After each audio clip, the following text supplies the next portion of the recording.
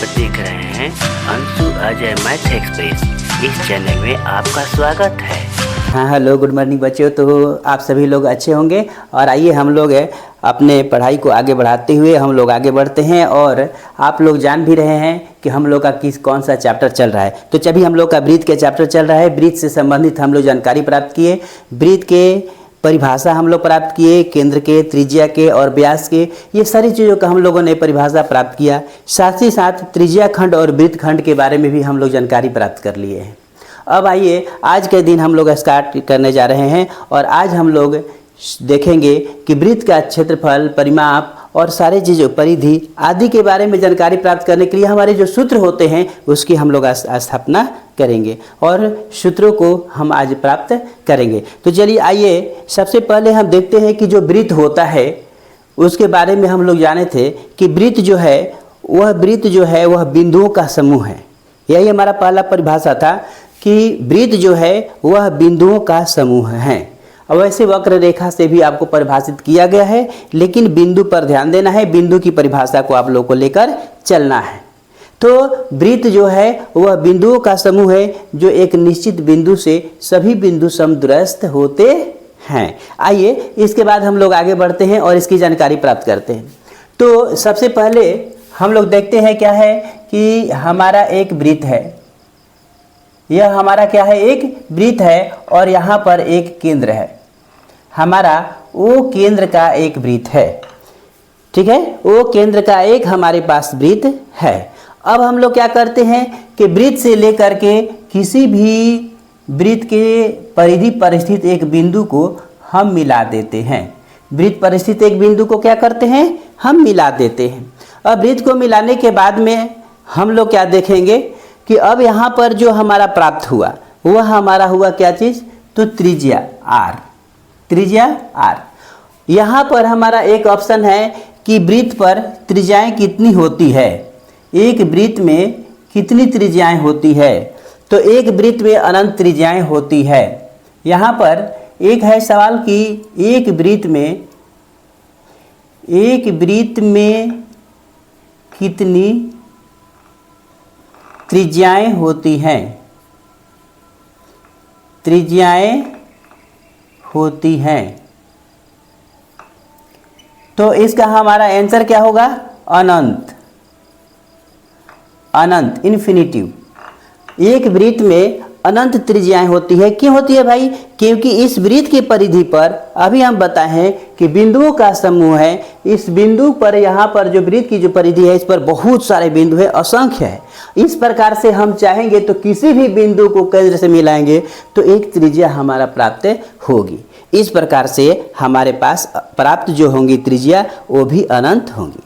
दूसरी बात कि जब केंद्र से गुजरने वाली सबसे बड़ी जीवा खींची जाए उसको हम व्यास कहते हैं। केंद्र से गुजरने वाली सबसे बड़ी जीवा जो खींची जाती है वह व्यास होती है। और इस प्रकार से जब ये अनंत बिंदुओं का समूह है तो हमारे खींचे गए व्यास भी कितने होंगे, अनंत होंगे। तो आइए हम लोग यहाँ क्या देख रहे हैं कि दूसरा जो पॉइंट्स है वह है कि एक वृत्त में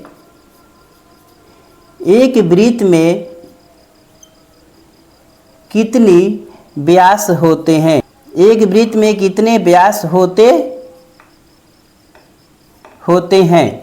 अब इसका भी आंसर हमारा जो होगा क्या होगा, अभी हम बता दिए, अनंत। इसका भी इन्फिनिटिव हमारे होंगे आंसर, क्योंकि यह बिंदुओं का समूह है। वृत्त जो है एक बिंदुओं का समूह है और इस प्रकार से यहाँ पर बिंदुओं का जब समूह है तो हमारे किसी भी दो बिंदुओं को केंद्र से होते हुए अगर गुजारेंगे तो एक व्यास हमें प्राप्त होगा और इस प्रकार से हमारे पास प्राप्त जो व्यास होंगे वह अनंत होंगे।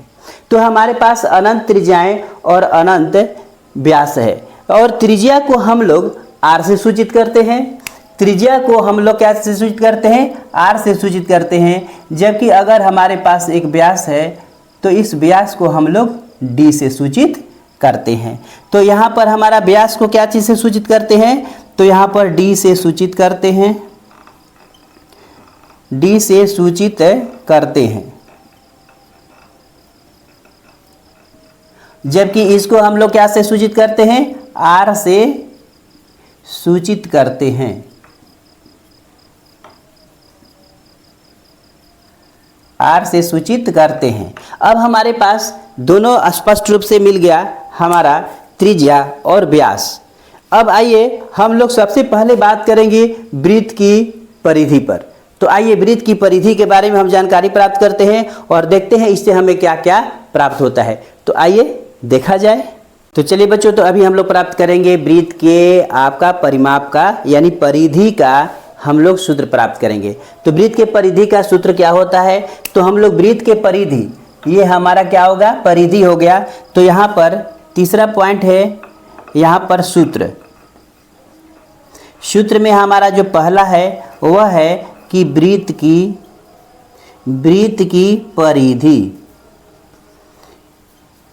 की परिधि बराबर होता है 2 पाई r, या दूसरे तरीका से हम कहते हैं कि पाई और d। हमारे पास दो सूत्र है यहाँ पर वृत्त के परिधि के लिए। वृत्त के परिधि के लिए हमारे पास दो सूत्र हैं। पहला है 2 पाई r या पाई d। आइए यहाँ पर हम लोग एक सूत्र से प्राप्त करते हैं। जब यहाँ पर हमारे पास ये सूत्र हुआ कि वृत्त की परिधि बराबर 2 पाई r और वृत्त के परिधि का दूसरा हो गया फार्मूला के पाई d, तो हमारे पास जब यहाँ पर फार्मूला मिल रहा है कि वृत्त की परिधि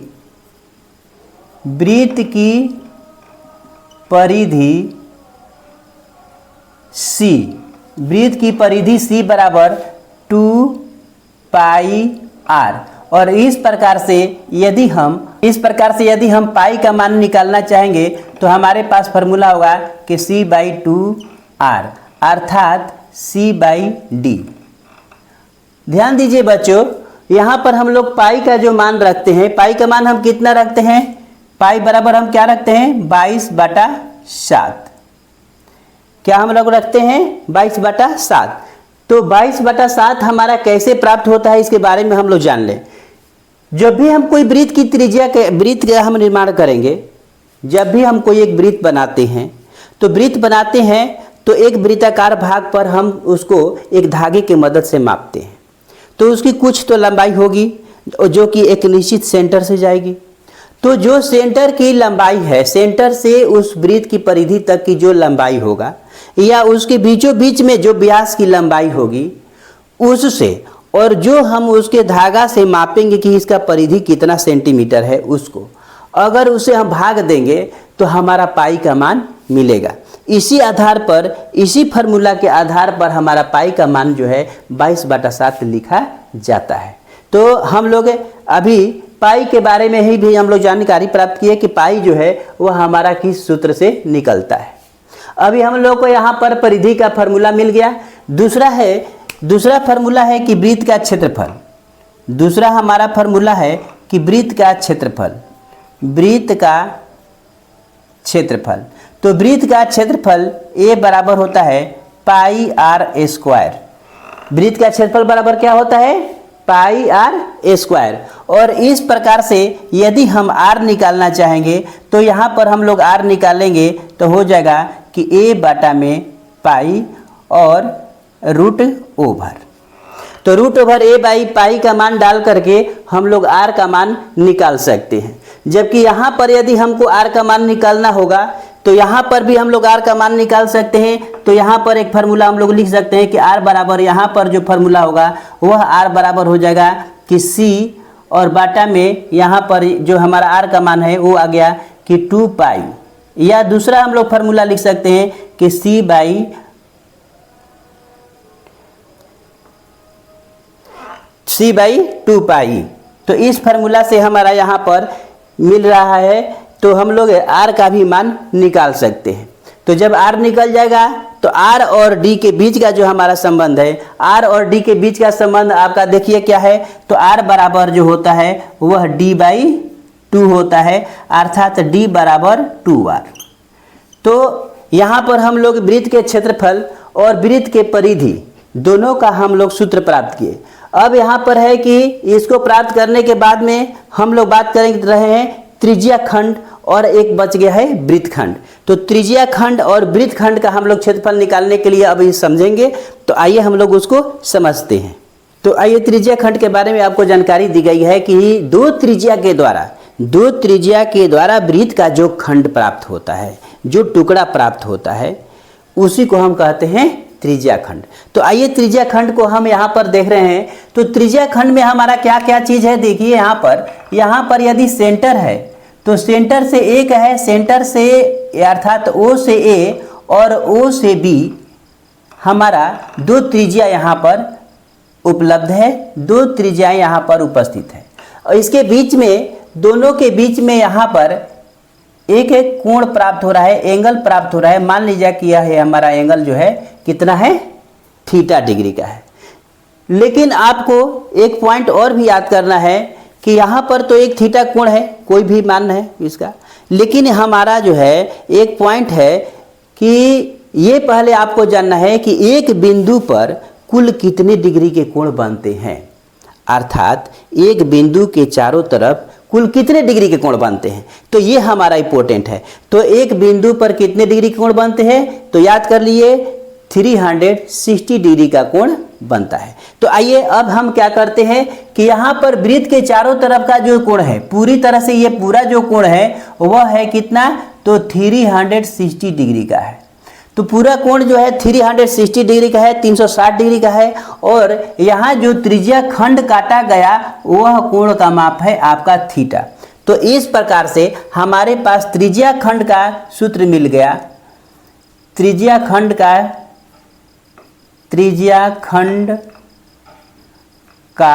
क्षेत्रफल, त्रिज्या खंड का क्षेत्रफल A बराबर हमारा हो जाएगा कि theta by 360 into pi r square. अर्थात पूरे वृत्त के क्षेत्रफल में से अगर हम इस थीटा बाई 360 यदि इसका अनुपात कर देते हैं और उसको गुना करेंगे उसके क्षेत्रफल से, तो जो हमारा प्राप्त होगा वह हो जाएगा किसका क्षेत्रफल, तो त्रिज्या खंड का क्षेत्रफल। अब त्रिज्या खंड में हम लोग दो भाग पढ़े थे कि लघु त्रिज्या खंड और दीर्घ त्रिज्या खंड।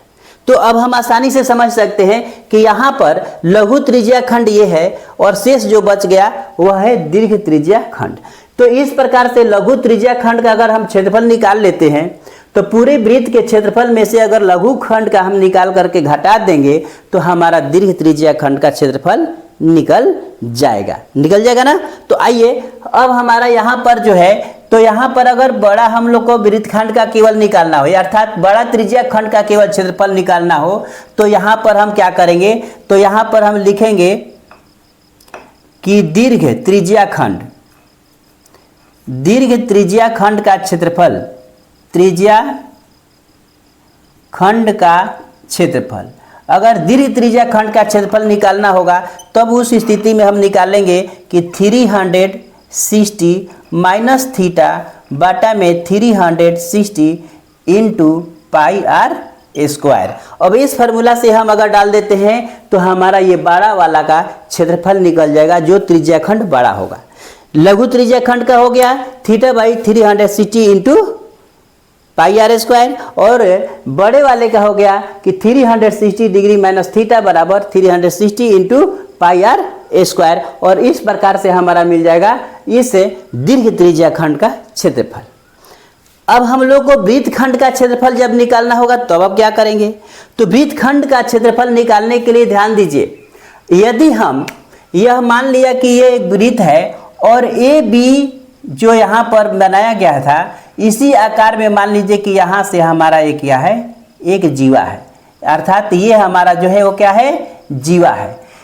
तो हमारा ए भी एक जीवा है, तो हमारा यहाँ पर वृत्त का दो भाग बना, एक जीवा के भाग से ये काटा गया भाग यहाँ पर ये पार्ट है, और दूसरा जो ये है अनसेटेड पार्ट है, दूसरा जो है शेष भाग जो बचा हुआ है वह है।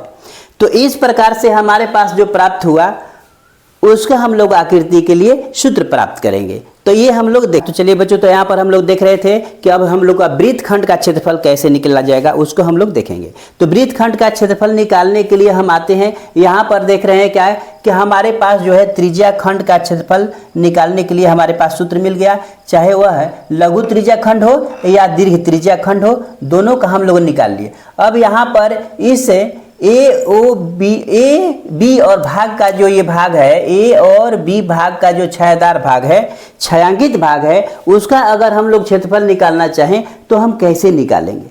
तो आइए इसको निकालने के लिए हम क्या करेंगे कि सबसे पहले हम यहाँ पर देख रहे हैं कि इस भाग को मात्र निकालना है, तो इस भाग को हम लोग पहले क्षेत्रफल कैसे निकालेंगे। तो इस क्षेत्रफल को निकालने के लिए अगर हम इस त्रिज्या खंड का क्षेत्रफल निकाल लेते हैं तो यहाँ पर लिखेंगे कि वृत्तखंड का क्षेत्रफल, वृत्तखंड का क्षेत्रफल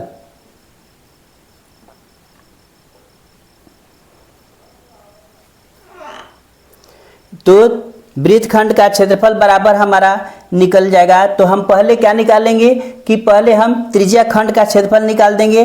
तो त्रिज्या खंड का क्षेत्रफल हो गया कि theta by 360 into pi r square. तो यहाँ पर हमारा theta by 360 into pi r square से हमारा त्रिज्या खंड का क्षेत्रफल निकल गया। लेकिन त्रिज्या खंड का हमको क्षेत्रफल नहीं निकालना है, त्रिज्या खंड के अंदर ये जो काटा गया है वृत्तखंड उसका क्षेत्रफल निकालना है। तब हम क्या करेंगे कि ओ ए और बी ये जो अंदर भाग का क्षेत्रफल है जो कि त्रिभुज का क्षेत्रफल है उसका क्षेत्रफल निकाल करके हम पूरा में से क्या करेंगे घटा लेंगे, सबट्रैक्ट कर लेंगे। तो जो बचेगा वह हमारा ये आपका वृत्त का खंड का क्षेत्रफल निकल जाएगा।